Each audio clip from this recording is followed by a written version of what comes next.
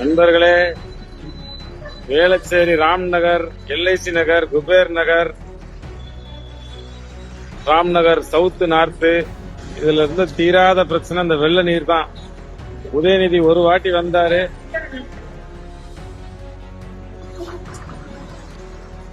உதயநிதி ஒரே ஒரு வாட்டி தான் அந்த வெள்ளம் வந்தப்போ வந்து இந்த பிரச்சனையை சரி பண்றேன்னு சொல்லிட்டு போனாரு. பாருங்க, கிட்டத்தட்ட 40-50 அடி அகலத்துக்கு சாலைக்கு அடியிலேயே இவ்வளவு பெரிய காவா கட்டி கொண்டு வந்து இந்த பிரச்சனைக்கு நிரந்தர தீர்வு கொண்டு வந்துட்டாரு. ஏறத்தாழ கிட்டத்தட்ட 1 கிலோமீட்டர் நீளம் இருக்கும்.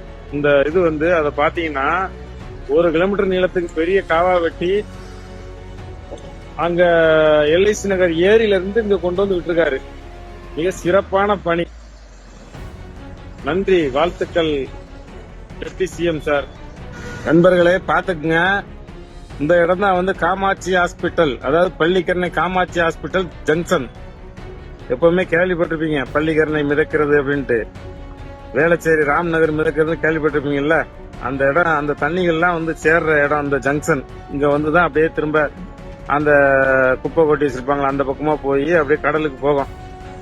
இது வந்து காமாட்சி ஹாஸ்பிட்டல் ஜங்ஷன், சரிங்களா? பாத்துங்க இந்த இடம், இந்த இடத்த பாருங்க. இங்க இருந்து இது வந்து 200 அடி ரோடு சாலை, சரியா? இந்த பணி வந்து 99% முடிஞ்சு போச்சு, 9.9% முடிஞ்சு போச்சு. பாயிண்ட் 1 வந்து இந்த இடத்துல மட்டும் இந்த இதை க்ளோஸ் பண்ணிட்டு ரோடு போடணும், அவ்வளவுதான். இந்த ரோட்டோட, அதாவது நீங்க எப்பவுமே வந்து சாலைக்கு குறுக்க தான் பாத்திருப்போம். நம்ம மழைநீர் வடிகால வந்து சாலைக்கு குறுக்க பாத்திருப்போம். இங்க அந்த மாதிரி போடுறதுக்கு சாலைக்கு சைட்ல பாத்திருப்போம். அந்த மாதிரி ஒரு வழிகள் இல்லாத இடத்துல எப்படி ஒர்க் பண்ணணும் அப்படின்ட்டு இப்ப இருக்கிற இந்த டிஎம்கே கவர்மெண்ட் அவ்வளவு சிறப்பா பண்ணிருக்காங்க.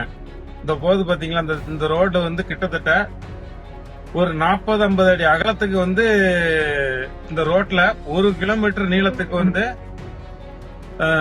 ரோட்டுக்கு கீழே அவ்வளவு அகலத்துல வந்து காவா போட்டிருக்காங்க. இந்த வேளச்சேரி ராம்நகர், சதாசிவ நகர், எல்ஐசி நகர், குபேர் நகர், ராம்நகர் சவுத் நார்த்னு 2 இருக்குது. அது இன்ஜினியர்ஸ் அவென்யூ. இந்த மாதிரி வந்து சென்னையில வெள்ளம் வரும்போதெல்லாம் வந்து கண்ணீரும் கம்பளையுமா தெரியுற அந்த மக்களோட பிரச்சனையை வந்து உதயநிதி வந்து தீர்த்திருக்காரு. உதயநிதி வந்து லாஸ்டா ஒரு வெள்ளம் வரும்போது இந்த இடத்த வந்து பார்வையிட்டு போனாரு. நான் இதை சரி பண்ணி தரேன்னு வாக்கு கொடுத்துட்டு போனாரு. சொன்ன மாதிரி கிட்டத்தட்ட ஒரு 1.5 வருஷம் கிட்ட நடக்குது இந்த ஒர்க். முடிய போகுது. இந்த இடத்துல ரோடு வந்து இந்த பினிஷிங் ஒர்க் முடிஞ்ச உடனே அந்த இடத்துல க்ளோஸ் பண்ணிட்டு ரோடு போட்டுருவாங்க. அந்த அளவுக்கு சிறப்பா பண்ணிருக்க. அந்த ரோட பாருங்க. இப்ப நான் போயிட்டு இருக்க தூரத்துக்கு எல்லாமே நடுவுல கீழே வந்து காவா போயிட்டு இருக்குது. 40-50 அடி அகலத்துல உள்ள காவா வாய்க்கால் வந்து தண்ணி வடிகால் வாய்க்கால் வந்து இங்க இருந்து அங்க இருந்து இங்க வந்துகிட்டு இருக்குது. அவர் வந்து அந்த ராம்நகர் அந்த பக்கத்துல உள்ள எல்லா தண்ணியும் வந்து இங்க எல்ஐசி நகர் ஏரின்னு ஒண்ணு இருக்குது. நான் உங்களுக்கு காமிக்கிறேன். இப்ப நம்ம போயிட்டு இருக்க இடத்துலாம் வந்து அந்த சாலைக்கு அடியில அவ்வளவு பெரிய வடிகால் கட்டி கொடுத்திருக்காரு. 40-50 அடி அகலத்துக்கு, கிட்டத்தட்ட 15 அடி ஆழத்துக்கு மிக சிறப்பா பக்காவா கட்டி கொடுத்திருக்காரு. இன்னும் ஒரு 50 வருஷம் ஆச்சுன்னா கூட அந்த பக்கத்து மக்களுக்கு பிரச்சனை வராத அளவுக்கு நீண்ட நாள் திட்டமா சிறப்பா பண்ணி முடிச்சு கொடுத்திருக்காரு. இப்ப நம்ம போயிட்டு இருக்கிறதுலாம் அந்த காவாய்க்கு மேலதான் போய்கிட்டு இருக்கோம். எப்பவுமே வந்து இவ்வளவு நீளமா வந்து ரோட்டுக்கு அடியில நீளமா காவா போட்டு நான் பார்த்தது இல்ல. இவ்வளவு பெரிய அகலமான காவா. இந்த பாருங்க, ஒரே ஒரு முறை தான் வந்து அந்த மக்கள்கிட்ட வாக்குறுதி கொடுத்துட்டு போனாரு. வெள்ளத்தோட வந்தாரு, நான் இதை சரி பண்ணி தரேன்ட்டு. நிஜமாவே சொல்றேன், எல்லா வாரிசுமே வந்து கலைஞர் வாரிசு மாதிரி ஆயிடாதுங்க. இந்த இடத்துக்கு எத்தனையோ முறை மக்கள் வந்து கதறி எழுதிருக்காங்க. அவ்வளவு தண்ணி பிரச்சனை இருந்துச்சுங்க இந்த மழை காலத்துல.